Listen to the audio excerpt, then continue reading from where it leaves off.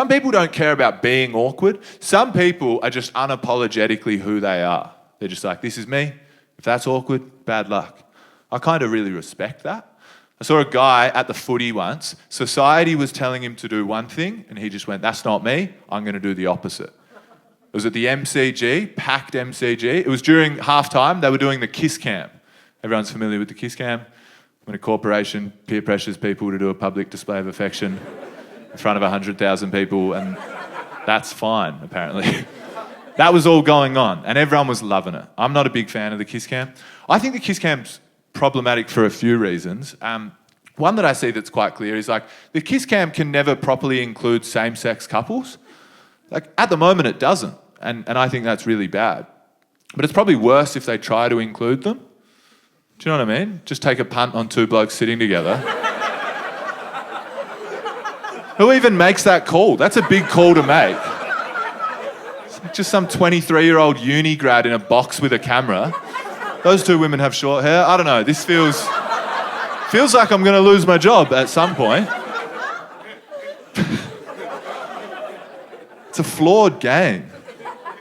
But everyone was loving the kiss cam. It was all young couples on the kiss cam. They were so excited. Oh my God, we're on the kiss cam. Fuck yeah. Mwah. Fuck, look, get it on your Insta story. Fuck yeah. Mwah. On the kiss cam. Fuck yeah. And then they went to an older couple, probably like late 60s, early 70s. And the man, he kind of frowned at the camera like that. His partner, she explained to him what the kiss cam was. She leant over and she's like, and he listened to that. And he's like, oh yeah, right. Yeah. No, I get it. Oh, no, I get it, yeah. He turned back, and then he just went. How good's that? On the big screen at the G. But it was actually a really beautiful moment, because when he did that, she tried to tell him off. Like, she tried to pull his arm down, like stop it, Gerald, or whatever. But while she was doing that, she was also struggling not to laugh. And that moment of her trying to tell him off while also struggling not to laugh was a more genuine show of affection than any of those kiss cam kisses. Thank you. A lot of comedians, when you start doing comedy, you get advice. A lot of comedians say you want them to laugh, you know. I've always wanted the crowd to just go, oh. That's always been my goal. Just like, oh, that's quite nice.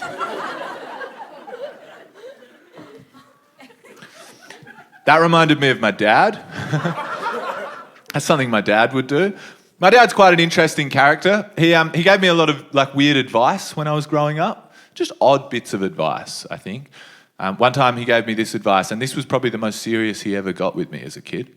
He said to me this, right? He said, imagine when I say this, the most serious person in the world. He was so serious, not a hint of sarcasm, so serious. He said to me, Lewis, I was about 12 years old. He said, Lewis, this is true. It's completely true. He said, Lewis, he's here tonight. He said, and he will testify this is true. He said, Lewis, whenever you order fish and chips, and this is like the most serious he ever got with me, right? Okay. Whenever you order fish and chips, order it, sit down, and don't make eye contact with the people cooking your fish and chips. Because if you look at them too much, they'll think you're in a rush, they'll hurry your fish and chips, and nothing tastes worse than rushed fish and chips. He smokes a lot of weed, my dad. Another time, I got fish and chips with him, and I was probably about 14. We got fish and chips together, and midway through ordering, the guy that was serving us had like this bright orange T-shirt on. Midway through ordering, my dad just goes, hey, cool T-shirt, by the way. We got outside. I was like, why'd you say that? Like, that's a shit T-shirt. Why'd you tell that to that guy? Dad goes, yeah, but he's going to put some effort into the fish and chips now, isn't he? It's fish and chips, for fuck's sake. Also, that's so manipulative. How can I ever trust anything nice you say to me? Really weird bits of advice, but some of them you're like, oh, there's a skerrick of wisdom in there. You know, you're like, that's stupid, but maybe there's something there. When I was a teenager, it was like when I was going to parties and stuff, and I think he was worried about me getting in fights, getting in trouble, whatever. He said to me, Lewis, if you ever need the police to be where you are, ASAP, right? You can't have them taking a long time. You just need them there right that second. What you should do, if you need them there, like that, call 000, tell them where you are and say that there's an officer down. Serious advice he gave me. He was like, there'll be 2 cop cars there before you hang up the phone. He warned me, he said they'll be pissed off when they get there, but they'll be there.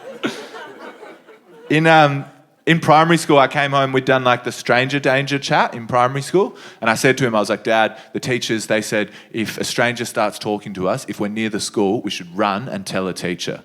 Dad thought about it for a second, he went, yeah, I mean, statistically, the teachers are probably who you should look out for.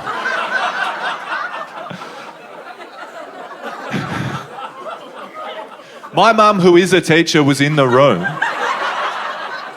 And she's just like, what the fuck, Ian? But that moment of her trying to tell him off while also struggling not to laugh was a more genuine show of affection than any of those kiss cam kisses.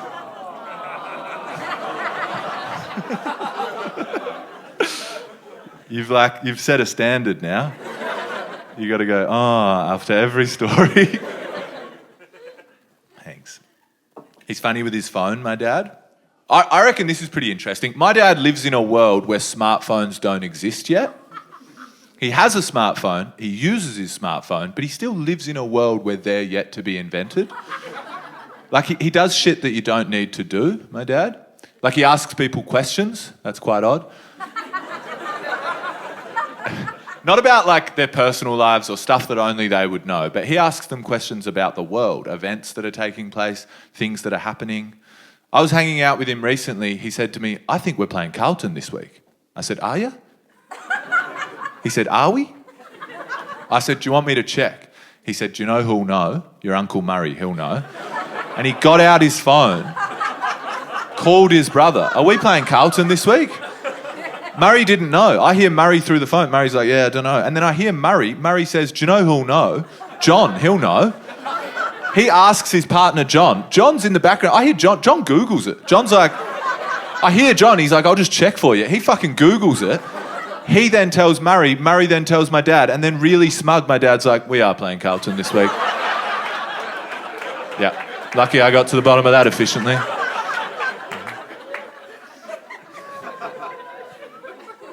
But I'm trying not to tease my dad anymore about being bad with his phone, or any older individuals about like being bad with technology. I'm not teasing people about that anymore because I had to send a letter recently. And it was fucking hard, to be honest. It was really challenging. There's a lot of steps involved.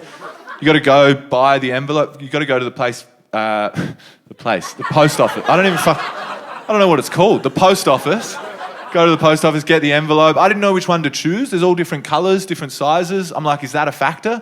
If I buy the wrong one, do they not send it to Darwin? Who knows? I got the stamp. I was licking the stamp. Apparently you don't lick the stamp anymore. I didn't know that. To be honest, that was the one part of the process that I felt quite confident in. I was like, I'm definitely licking a stamp at some stage.